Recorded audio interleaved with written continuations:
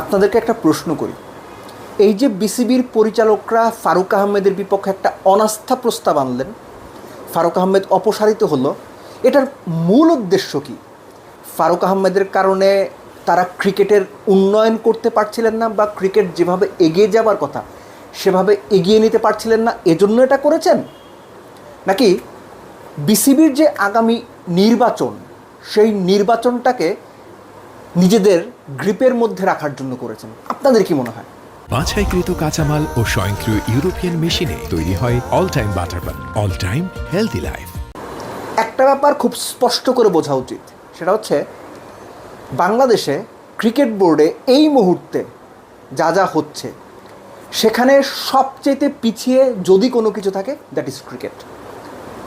Cricket নিয়ে ইন্টারেস্টটা এখন এই মুহূর্তে সবচেয়ে কম।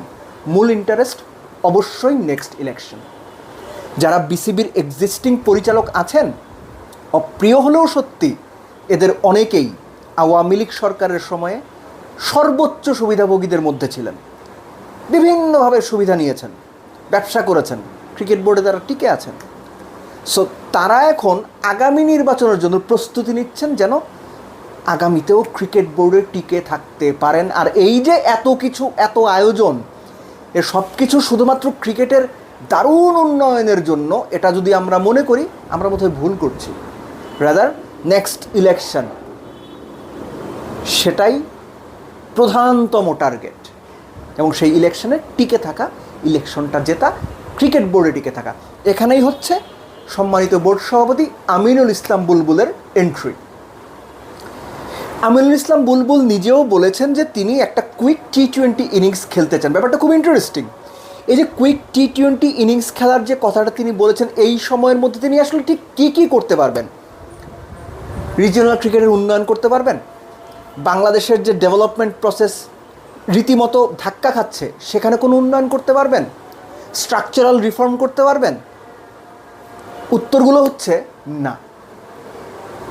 এই সময়ের মধ্যে এগুলো করা সম্ভব না।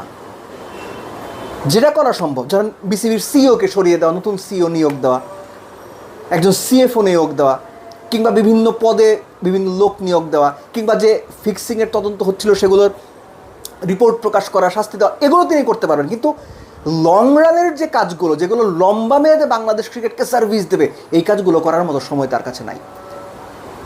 সো যে কাজগুলো করার সময় সম্মানিত বোর্ড সভাপতি আমিনুল ইসলাম বুলবুলের কাছে নাই, তিনি কি সেই কাজগুলো টাচ করবেন? আমার তো সেটা মনে হয় না। কেননা আমিনুল ইসলাম বুলবুল খুবই স্মার্ট একজন মানুষ, যোগ্য একজন মানুষ।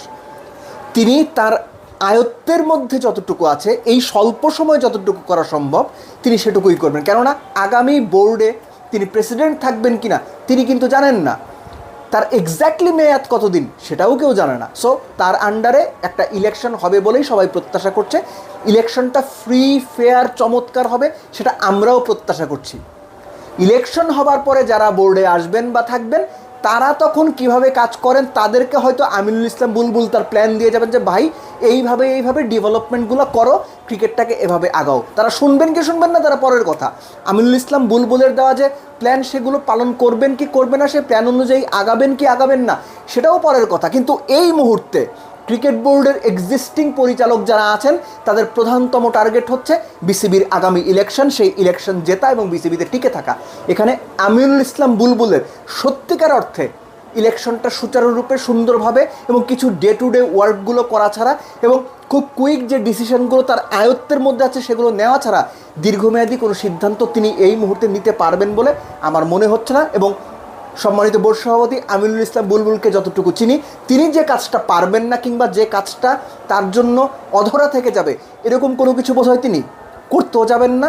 একটা ব্যাপার লাস্টলি বলছি আমি, আমিনুল ইসলাম বুলবুল রাতারাতি বাংলাদেশ ক্রিকেট চেঞ্জ করে দেবেন, সব কিছু বদলে যাবে, এই প্রত্যাশাটা যেন আমরা না রাখি। ওনার ওপর যেন এই প্রত্যাশার ভারটা আমরা চাপিয়ে না দিই।